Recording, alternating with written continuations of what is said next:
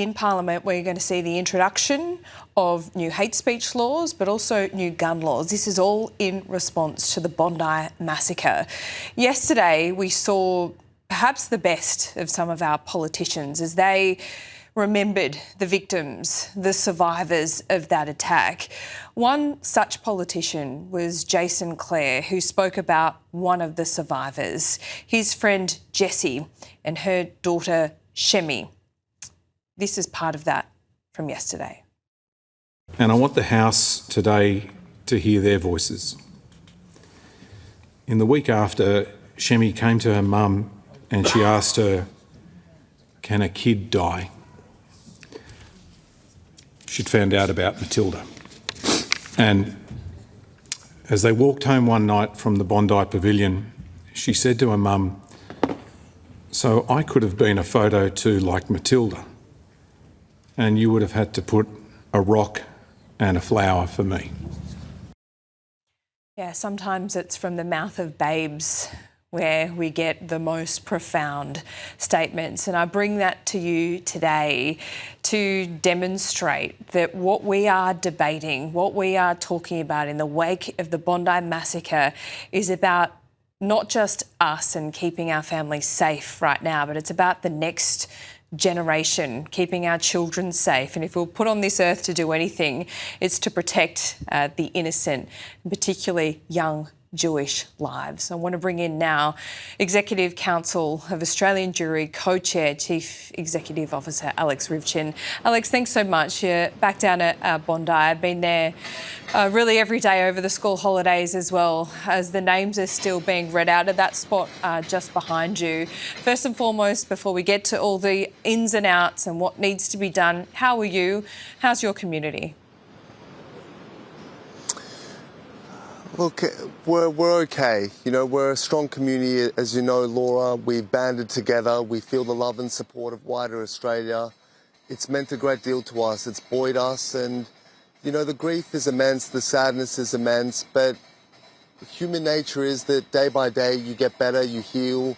You don't stay in one spot emotionally for too long. And I think with the Jewish community, because we rally around each other so much, because we have these well-honed customs of mourning and grief and also how to emerge from it. So 30 days after a death, we're compelled, we're obligated to cease our mourning, to resume work, resume our lives, re-engage with society and community. So we kind of know what we have to do, but obviously there's a pain. There's an ongoing anger in the community about how this was allowed to happen, about government inaction. There are concerns with school going back in a week or two, what that will mean for Jewish institutions. There'll be a lot more activity in the Jewish community, going to sports events, going to school every day, and questions about our basic safety. So these are all things which need to be addressed. What is being addressed, which seems controversial in Parliament, and it is controversial. We have Liberal Party members threatening to cross the floor because they don't see these hate speech laws as fit for purpose, and they believe that some of this is overreach and will have unintended consequences. Alex, what is your position? What is your organisation's position on what these hate speech laws will look like? Labor's being pushed to look at racial vilification, not in this bill, but perhaps down the track. What would satisfy you? Our position has always been clear. We have no interest whatsoever in stifling debate and the public exchange of ideas. We're beneficiaries of that. We firmly believe in democracy, and free speech is a cornerstone of that. We participate in public debate to do with Israeli policy, to do with the wars, to do with domestic issues all the time, and we have no desire to stifle that for anybody. But what we're talking about is a process of radicalisation and incitement to violence which culminates in massacres like this. It doesn't occur in isolation, it doesn't occur in a vacuum. It's through a period of dehumanisation, of vilification, of abuse, of incitement to violence. And we saw for years now, and long before October 7, the Jewish community was warning about certain clerics who were distorting sermons and scripture and inciting their followers to hatred towards the Jewish community. And we were warning as to where that would lead. We saw an explosion of that upon October 7, where on the streets of Lakemba, a cleric was standing there to a gathered mob, calling the massacre, the rape, the abduction of Jewish civilians a day of hope, a day of joy, a day to celebrate. And then we saw what happened at the Opera House steps as well. So we want to break this cycle, break this chain of incitement that results in death. That's what we want to do. It's not about interfering in the exchange of opinions and ideas, no matter how controversial they may be. So that's what we want to see. We want to see the major parties realise, as you said at the outset, Laura, what's at stake here. What's at stake is the future of our society, the future of our children, and the conversations we have with our children about their basic safety and belonging in Australian society. We want to see the major parties get together. We want to see the Greens sidelined from this process because they don't care about anti-Semitism, they don't get anti-Semitism. And we want to see some sort of an outcome which maintains a balance between free speech but also protects society from incitement and violence which stems from it. These hate speech laws have been watered down, as you know. Racial vilification was just too hard to do in this emergency setting. Whether the government and the opposition can come to a position on that, I don't see a way through at the moment. But when you speak about these clerics of hate, they hide behind religious texts. Do you accept that it is very difficult in law to be able to do that without kind of collateral? I don't think so, and I think the example of that is how we deal with, for example, Nazi iconography and symbols. It is prescribed and illegal to display Nazi symbols in public, and everyone can tell the difference between a teacher or a museum curator using Nazi symbols to teach, to educate and so forth, with people glorifying it and using it as a recruitment tool. And likewise with scripture, if someone reads scripture in its proper context and explains where it came from and what it meant when it was written, that's one thing. But if someone uses it to compel people today to view the Jewish community as inferior, to dehumanize them, to rally them towards violence, that is something very, very different. So I think once matters start going before the courts, hopefully we'll see that clarity prevail. There's a very clear difference between legitimate use of texts, controversial as they may be, and the distortion of text, their application, in order to create a situation where violence occurs. I think people can tell the difference, and I'm sure the courts will too. I think so. I think you're right as well. We need to remember that, we hope that common sense does prevail, but some might argue it ain't all that common. I do want to ask you about what we have spoken about really over the last 2 years, the distinction between anti-Semitism and criticism of the foreign government in Israel and Benjamin Netanyahu himself. I think those two things are different, but I think the lines have certainly been blurred. I spoke to Robert Richter yesterday, and look, I think it was the wrong day to speak to him, and I think there was maybe an element of victim blaming in that. In